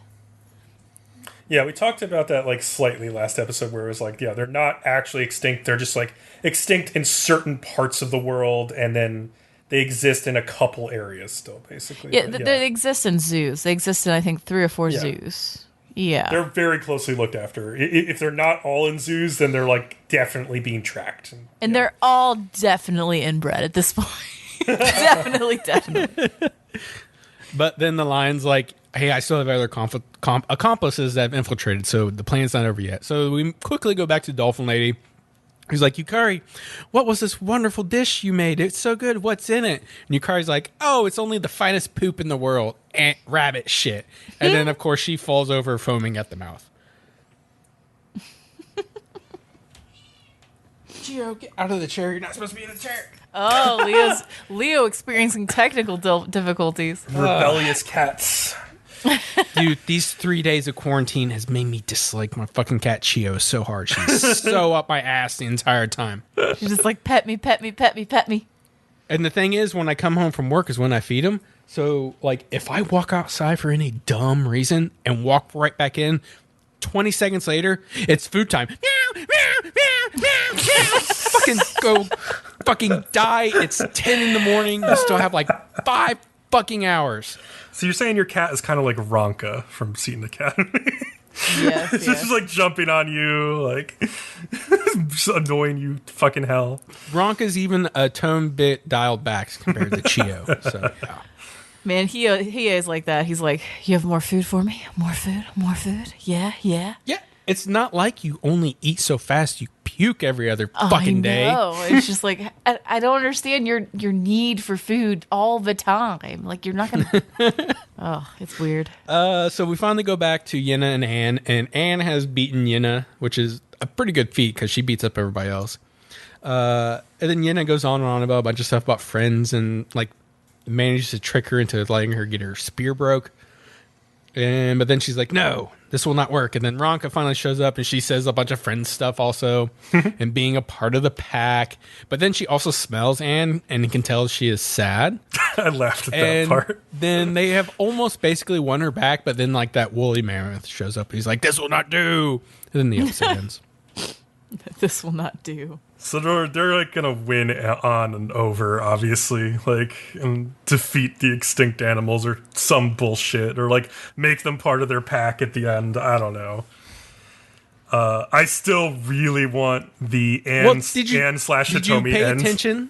Did you pay attention? Oh God, the lesbian ending. Did you pay attention to the preview for the next episode? I only in so far that I saw like those little bags of like blue pills or whatever that she has. It looks like a wrestling match goes down. Oh, really? Oh, boy. Yeah. That's interesting. Like WWE wrestling. No. Exciting. Interesting. Mm-hmm. I don't know. I don't like the buildup of like, oh, what is she? If she's not human, oh my gosh. Because like, I think it's pretty obvious to us that like she's probably Neanderthal. And for them to reveal anything, I mean, it'd have to be something different than what we all assume. And if it is what we all assume, then it's way too simple and easy to guess for it to be this big of a like reveal. Yeah, I hope that won't be like. I hope they're not relying on that to be like some huge reveal. I mean, they can like make a thing out of it and be like, oh yeah, my people were like tricked by humans into becoming extinct. Like, sure, fine, that's fine, but whatever. Like they basically won her over. Wasn't their thing was that they required way more calories? Yes, and that's why I think they keep showing her like eating a bunch. Right. Because they did require so many more calories than humans, and that's why they went extinct. Yeah, and it was just too hard to sustain. Yeah, they were not energy efficient like we are. Now we only wish we were like Neanderthals. We sit around and eat all day, and we're like, we're fat. I want Jin to admit that he fucking likes this stupid cooking club and stop being such a tsundere about everything. And then I want him to lose out on Hitomi. He really does. He needs to not get her because he like assumes as a matter of course that he's going to end up with her. Hitomi is way too good for Jin. Yes. She deserves so much better. Yes, he needs to get stuck with Ranka and deal with it and be like, oh, I hate her, but whatever. Because he's a Exactly. brat. Yes. All All right, you guys ready to move on? Sure. All right, on to BOFURI. I don't want to get hurt, so I'll max out my defense. This was a very easy episode to summarize. Yeah, this was way more straightforward than any other thing we watched. Like, Kind of, yeah. Yeah, so episode 11, Defense and Mighty Foe. Maple and Mii finally get the fight. Mii has figured out that Maple's defense only works on Yui and Mei within a certain range, so she keeps using like a knockback ability to keep her out of range of the other two, and then actually getting in some damage on them. So eventually Maple has to order Yui and Mei to fall back, and so she can face Mii herself, and they escape away on Syrup. And just like the next 10 minutes is just Mii and her two lackeys throwing every attack they have at Maple. And that's literally just the entire time. And they keep trying to push her back so that she can't attack them back. Because part of it is that like she can use her weird tentacle things if she gets close enough. And they know that, so they just keep pushing her back with the attacks. Yeah. Yeah. it's a battle of attrition, basically. Like, at least they can hold her off for a long time. Like, that's pretty impressive. At least, considering how badass she is. I mean, it's 3-on-1, so it's not really that impressive. I also want to say that like Mii keeps popping mana potions, but like Maple doesn't have to. So that right there tells me that like Maple was going to win this war of attrition. You guys do not stand a chance against her. It's just a matter of time until you run out of those fucking mana potions. And then like eventually Mii is forced to use one of her most powerful spells, but it takes like time to like work, and they have to hold her off long enough, and they barely do. And like when the spell goes off, it basically traps Maple in a cage of flames and slowly starts to drain her HP. But Maple is finally forced to use her machine god to escape, and then just fucking mops the fucking floor with them. Yeah. And they're like, that's her trump card. And I'm like, you haven't even seen some of her other trump cards. Oh, you silly people. And then soon it's only like Mii left, and she ends up jumping on Maple's back and uses like a self-destruct to try to take her out. But it doesn't work. And like later on, Mii finds out it didn't work and Maple's fine. She's like, God damn it. I couldn't even take her out with me. But also the Flame Emperors like ran off with their orb, so Maple couldn't get it. But there's like a ton of guilds in the area, so like you and Mei are like, hey, let's go attack them. We're still fresh and ready to go. So they go and do that. And then the crew all meets back up and decide what to do next. They're only in 10th place, even though they are like wrecking everybody on the field. It's just them being a small guild is what's actually hurting them. They just cannot produce the number of orbs like the larger guilds can. So they go out, they collect more orbs, and then return to their cave. And Holy Sword has decided to attack Maple Tree and take all the orbs. But Maple Tree has also guessed that that's what they're going to do, and they decide to take the orbs and run. But Holy Sword shows up before they can leave with their top four players, which is like Pain, that magic chick, that fast guy, and then the other guy with the axe.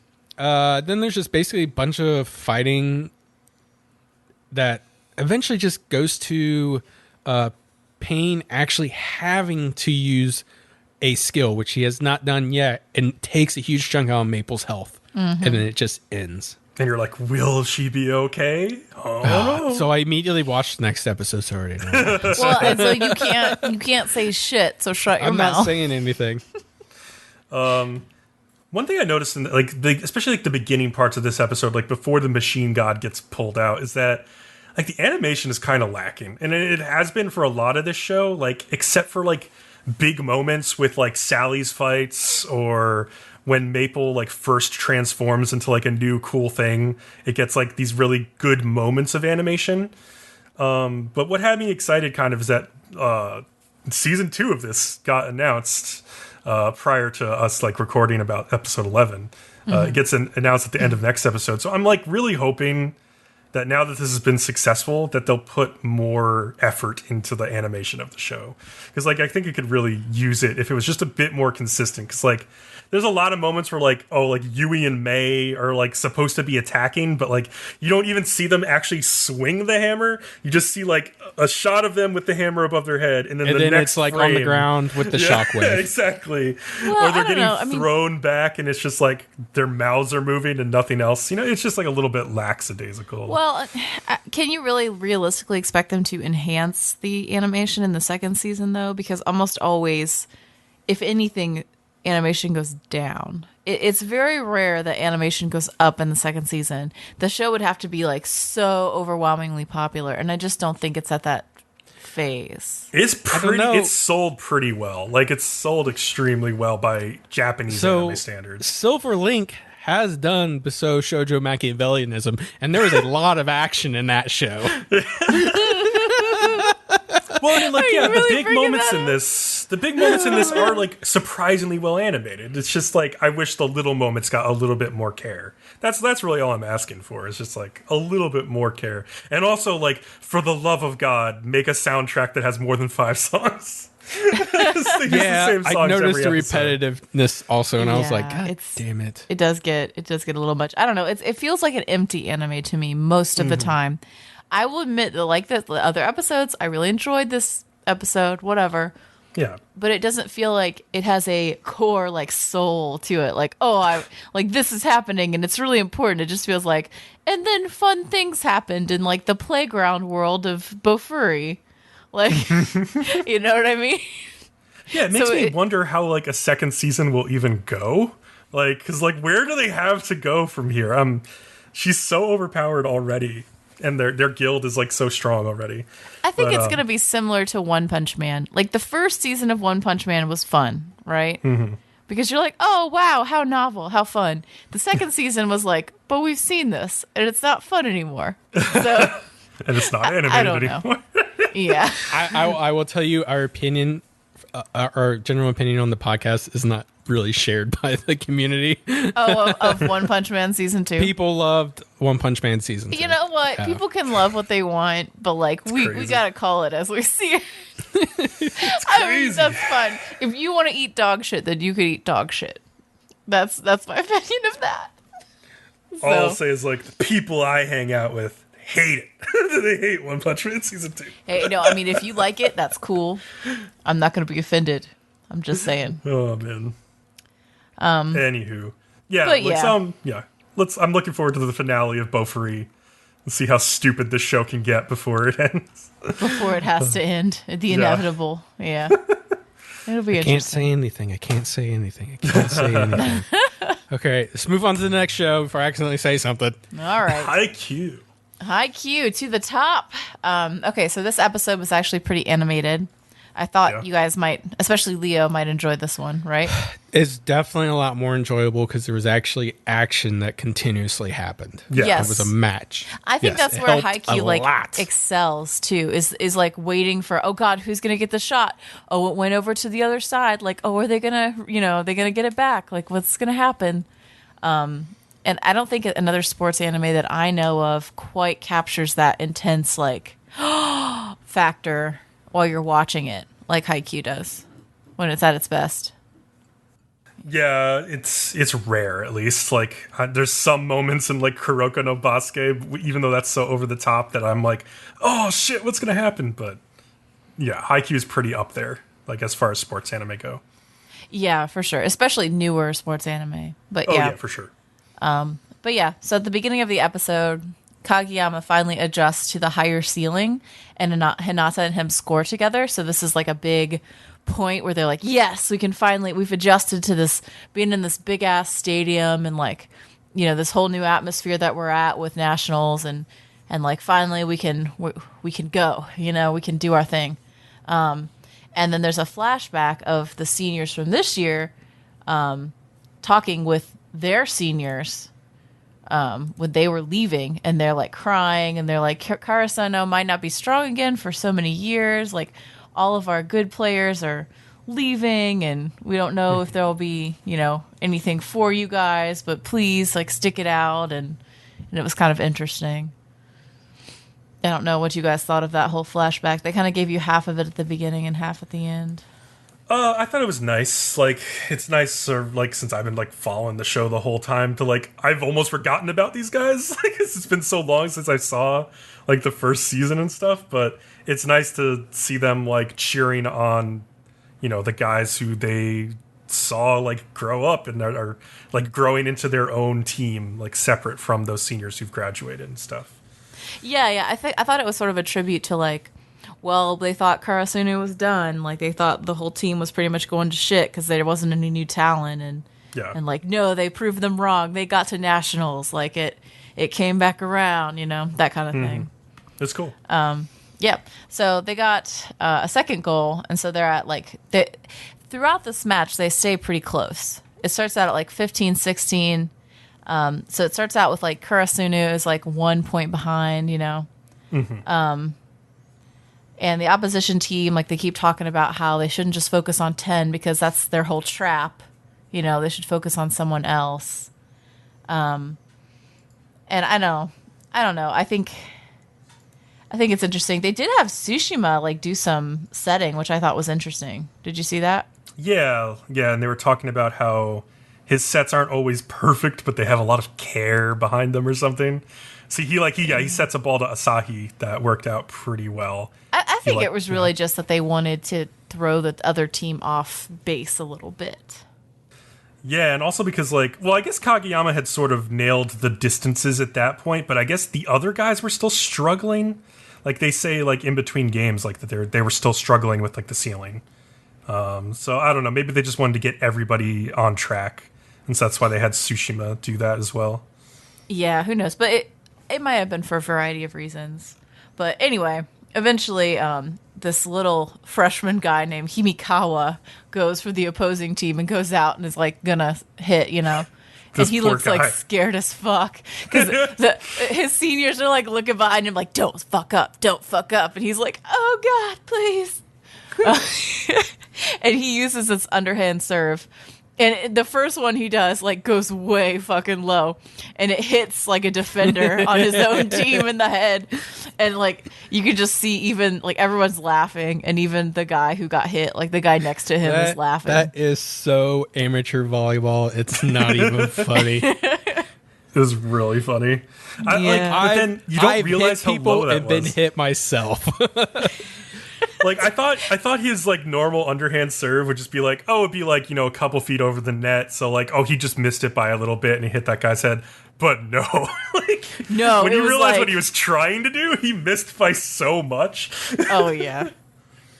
It was almost just sad. I also when I first saw him to do that, I was like, all right, that doesn't.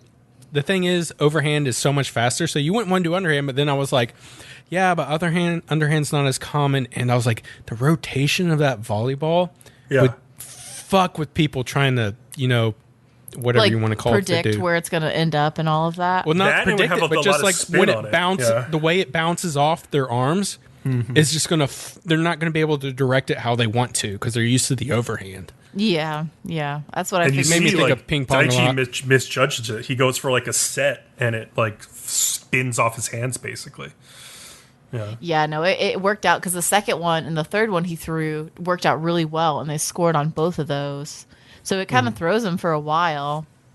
And then they finally recover the points like at the very end because they're like, we're Karasan, we're gonna get this, like we don't care basically. And then I don't know, then they basically the other team does one more hit and then Karasano gets one on them and it's a match point, and then Hinato lets the captain go ahead and hit the winning goal, which I thought was really like good, really. You know, it's his team in the end. Yeah. And Karasuno wins, and it's like, yes, and I don't know. I'm like, yay, they get to keep going, but at the same time, I'm like, but there's only a couple episodes left, and nationals will be a while. It's gonna end in the middle of the tournament, obviously. Well, okay, it's gonna end one of two ways. It's either gonna end the next match that they have, they fail miserably, and they have to go back home, and it's like, oh, this is so sad, or I don't think that'll be the case because it is called. I doubt it. Haikyu the top, so to the top, yeah. We're not at the top, we're getting to the top. Exactly. So I really think it'll just be like, oh, and that's the middle of the thing, and next time we'll cover the rest of it, which will be a little bit frustrating, but I'll deal with it. Oh, I like that part towards the end of the match where Suganuma, like the senior setter, like subs in, and you can just see him like kind of like reading the opposing team, and like he like serves to like where their setter's supposed to be and stuff. Like he does all this stuff to throw them off, and he finds himself in the right place every time. And it's just like you see how like his experience plays into like winning, and how he's like, that was like a really great moment for him, I thought. There's something to be said for experience in any game. Oh, absolutely. Like, it's so important to, like, have been around the block and understand. Because I think they say at some point near the end, like, one of the people in the stands is like, chance favors only the prepared mind or something. Which means, like, yeah, like, you can get a lot of good chances and opportunities, but if you're not prepared to take advantage of them, it doesn't mean anything. They might just fly by without you being able to, capitalize on it. And so... I don't know. They almost blew this game with some fucking terrible serving, though. They got to get better at serving. They really did. I was like, they had a string of serves that were real bad. Well, it served to keep it interesting, though. Like, the whole game, you were just like, fuck. Like, who's going to win? Who's going to win? Which was nice. Because you haven't seen a game like that in a minute. So I had the feeling the whole time that they were going to win. I mean, I had did the too, feeling, but like, it at least kept you on your toes. You had to keep going back and forth because who was ahead kept changing, and their techniques, and who had the energy, like which team, like in terms of energy, felt ahead was different at different points in the game. It was definitely more of a mix-up. Yeah, it's interesting to see how they pull together, like, and who is going to be the hero of this game, like who is going to like put their foot down and say like, no, I'm not going to let us lose. We're going to move forward, and so like exactly. Yeah. Did you talk about the moment where like Tobio tells Hinata not to fuck up his serve, and then he fucks it up? And then Tobio fucks up his own serve right after that, and Hinata looks at him like, "What now?" And Tobio gives him like the look of death. Bitch. Yeah. No, that was interesting. That was pretty funny. Serves him right. In a way, got a little bit too big of a head on him. Indeed. Oh. And speaking of who had too big a head on him. Yeah, speaking of head. Extremely large heads. Yes. So at the beginning of this next episode of Interspecies Reviewers, there's this dude at, I think... Hold on. The beginning of the title of this episode is almost a tongue twister. Let me see. The frighteningly faultless philanthropist sexually satisfies several succubi. God. They went all out on the titles. The frighteningly faultless philanthropist sexually satisfies several succubi. Drunken fools and their money are, of course, soon parted, and Mitsue's room comes to a close. Oh, man. So next episode, you definitely have to do the title, because the title for that one is fucking golden, and we need to get you on recorded saying it. Do you really think if it's that racy that I'm going to be like, yes, I'm going to say it out loud, and then anytime you want, you could just play it back? It's not racy. It's just perfect. Okay. Oh, okay. We'll talk about it next week. Also, I feel like the title of this episode is better than this episode. This episode wasn't that great. They didn't actually visit a good brothel this episode, which was a little disappointing. So, this new reviewer, the episode starts out, and he's fucking... He's like surrounded. He's at, I guess, that succubi place they went where they're all in the tank, The Lilum or whatever, yeah. Yeah, and they're like sticking their like vagina up against the glass, and it's like oozing down the glass and all this shit.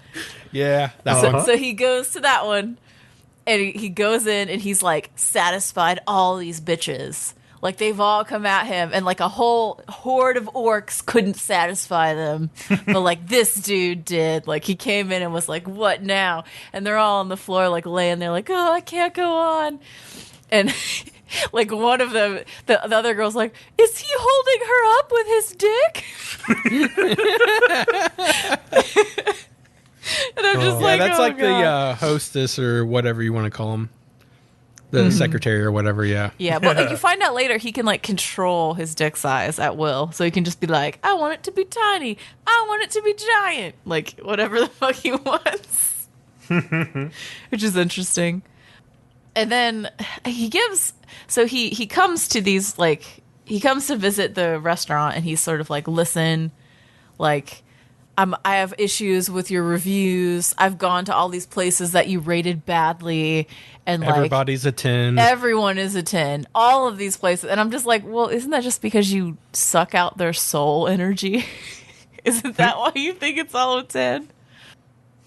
I mean, pretty much, yeah. Yeah. He's like, you have to appreciate all women. Like, they're all queens, and I'm just like, no, fuck that. Not all women are queens. You should appreciate women, but yeah, I don't know. He seems to want to fuck Majorie, but like she doesn't interested really. He wants to fuck every woman he sees. So yeah, it doesn't matter. The nails were intense. I was like, okay. But I guess he's a purebred incubus, so he's like very powerful as opposed to some of the succubus and incubus they've come across before. And I guess so. I don't know. So it just shows him like fucking all of these different ones they did not rate well, like the fairies that are really small, and he like changes his dick size to be small, and like all of the ones that they like the salamander girl, he goes and fucks her. Yeah, all the previous places. Yeah. And as he's like, and you needed to appreciate all of them more. It was really important, and I've spent all this money doing it. And then suddenly, this woman comes from behind him and just fucking stabs him in the heart and is like, you played me. You betrayed me. You stole What is she? my She's money. She's that thing from the slime show. What do they call them? Oh, I don't remember what they called her. Not like ogres or orcs. Oni? I think Like Oni. a demon? Oni? Like, No. No, it's like a type of, I don't know. It's whatever. It's a specific type. Yeah, you guys. I'll try to look it up while you guys are talking. I'll go watch the episode and find out. Yeah, so she stabs him like straight in the heart, and he goes down. And then she's like, and then basically she's like, you know, I hate you so much. And he's like, but I still love you. And she's like, I love you too. And then it just, go off in an ambulance with her making out with him, basically. And I'm just like, well, I guess that's good dick. I don't know. Like, that's all I could come up with for why that happened. And then you find out, like, basically he has two hearts, one just for his dick so he won't die, which I thought was funny. Yeah, Oni. They're Oni. Yeah. Oh, yeah, she has that, like, red horn in her forehead. Yeah, so it's just demon. Yeah, demon girl. Yeah. But I don't know. I felt like that storyline, it came to a weird and abrupt end, first of all. Second of all, it had no point because in the end, they just destroy all of his reviews. And I will let you know, it's exactly the same way in the manga. Oh, really? Okay. Weird. Yeah, it's exactly like that. It was just like, what was this chapter about? And then, like, even now, we still have not heard back from this guy. So, I don't know. Interesting. I don't know. I maybe thought they were introducing him to be like this big kind of villain or like rival or something, and it's so weird that he just went away. Yeah. Yeah, I don't know. Maybe they just ran out of ideas for a minute. Seems like it. Yeah. Well, because the next one is not great either. So exactly, So this introduces the alcohols or whatever alcohol fairies, which I do not, for the life of me, remember reading this in the manga. So I went back to. Okay. I do not at all. So I went back and tried to find it, and basically when I was like researching a little bit, they've been kind of copy and pasting like chapters a little bit, like they're not exactly in the same order. So even when I found the one with the guy who gets stabbed and he has the two hearts, one that can pump his dick up bigger, the next episode is not them. Yeah. And I still don't remember them. I don't know where they are, and I wasn't just going to go through everything to try to find them. I could not. That's interesting. I just don't know. Yeah. I don't know if they're picking the best hits though, they really haven't picked good ones for the last 2 episodes or 3. It kind of felt to me like they were saving some of whatever the best stuff is for the next episode. Maybe, I don't know. Well, I don't know. I mean, they only have 1 episode left. Like, it feels like they probably could have more good episodes that they want to showcase. And there's no way they're getting a season 2. I don't know. Yeah, it's a worldwide phenomenon, Cat. Anything can happen. Okay, Yeah, like I mean- maybe, but it couldn't be broadcast because like the only reason they got away with broadcasting it so much this time is because people didn't know what was coming. Well, the thing is, the people who are broadcasting it, they know they'll get the ratings. So if they did make a second season, they'd be like, yes, we want that one because we know the ratings are there. Mm-hmm. Yeah, maybe they could sell like the kind of like how high school, the harem DxD. show DxD does. Yeah. They sell the uncensored version for money, and they make it like really hard to Yeah. find pirated versions of the uncensored version. So if you want to see like the actual fucking, you have to buy it. Maybe that's what they'll do because high school DxD makes decent money still. Yeah, we'll have to see how the Interspecies Reviewers Blu-rays sell. That'll determine whether it gets another season for sure. Yeah, And if the manga gets a big bump or whatever. But yeah. So I don't know. Basically, it starts out. Krim is like, no, I'm not going to do a review with you guys. I don't have any money.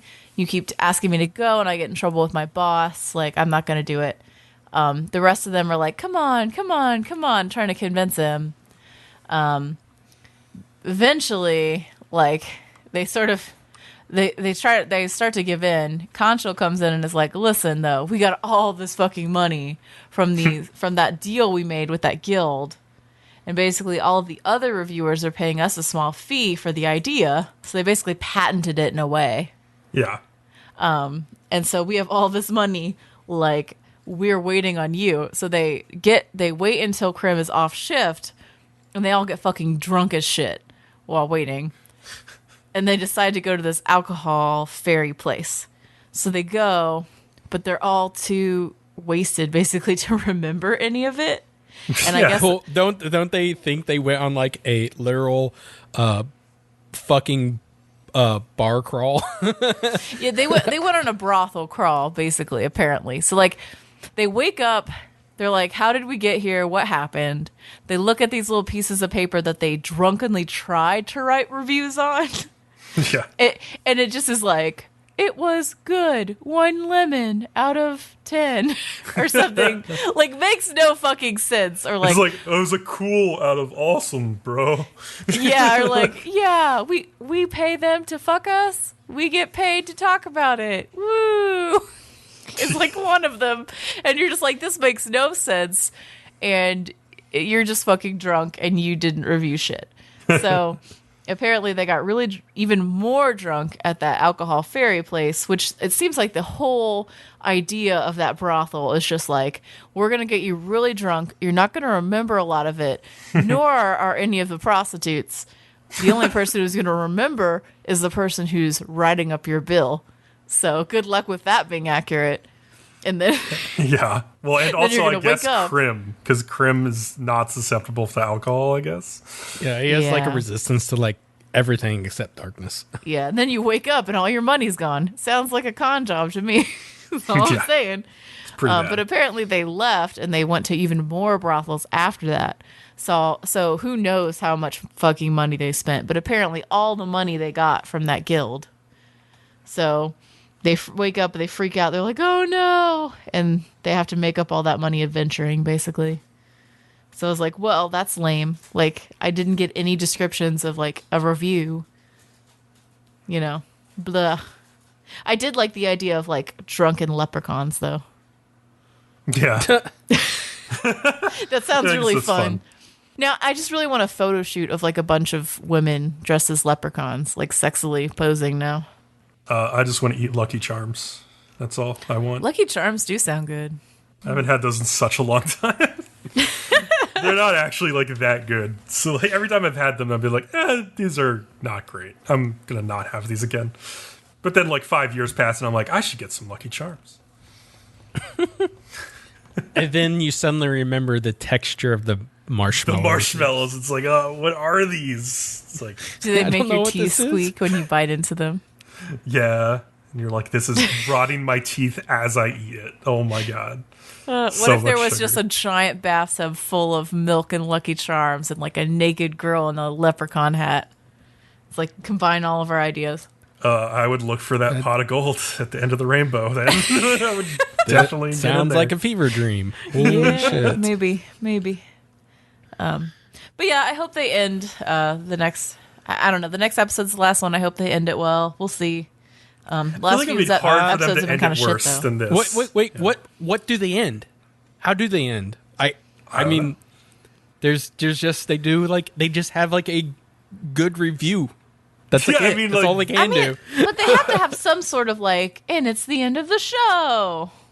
I will reading the manga. I'll tell you that is not really possible. I want Majory to go on a review trip with them. That would be more fun. Like something like that, at least to come around at the end. I don't know. Or Krim to basically just admit that he's way into this now, and just be publicly admit that he's like just addicted to brothels at this point. The best thing they could do is bring back Demia again and just get you more invested in the plot she's doing and just end it right there. And you hope you get a second season. I guess. That's about the best thing I think they can do with the material they have. Yeah. Okay. If they're hoping for a second season, I don't know if they're even hoping for that though. I don't know. Who knows? It did get popular and it is well known. So Yeah. I mean, it did get popular. There's a reason we're covering it. So, That's a good point. yes. I'm looking at the studio and they did do High School DxD Hero. Oh, really? Did they? That makes sense. That makes sense. They're like, when they got interviewed for this, they're like, well, we did animate High School DxD. Like, you're like, oh, okay, okay. And we can't forget Sid Trash. So Oh, Yeah. this is their thing. They know what they're doing. Yeah, they're like, we have experience, guys. Studio Passioné. I will take All right. a Citrus season 2. Give me that Citrash. You would. Oh, you oh, love God. that fucking show so much. I loved it. Was that locked and then you still shit talk the crap out of it? No, you just had so much relish for like every. You were like, oh my God, and let me tell you what lesbian trashy shenanigans they're warned up you to. from the very beginning. I dropped the manga. That's a big deal for me. I was like, this show is going to be so fucking bad. But you No, know you you remember, wanted it to be bad. It wasn't Bcom's a whole lock, fetish even. is like trashy lesbian shit. Like, come on, you knew it was gonna I be like that. wholesome, cute lesbian shit. Oh, that's my fetish. you like all kinds of lesbian shit. But Let's be real. no, what I loved about that shit, like that, I think we were still covering 10 shows at that point, and I Yeah, we literally added that on to the end of every podcast. It's just like an extra update. It wasn't even one of the shows we were really covering. That's how much you wanted it. You were like, I need to tell them about what they've done this episode. But it was like hilarious every time because I would come back and it'd be like, oh, It was a little lewd and a little hilarious. But we liked it. We did. there's a new predatory lesbian this episode.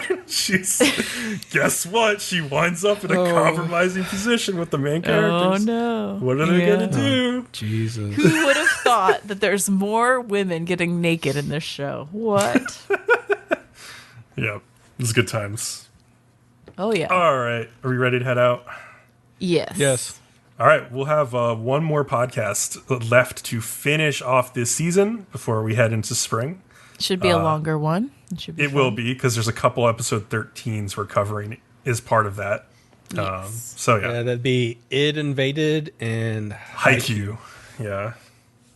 So yeah, but we'll finish that out. Thank you all for listening. Remember to like, follow, and subscribe to us on YouTube to get updates when our new videos come out. You can also find our podcast on iTunes, Google Play, Spotify, or Stitcher, or whatever your podcast feed of choice is.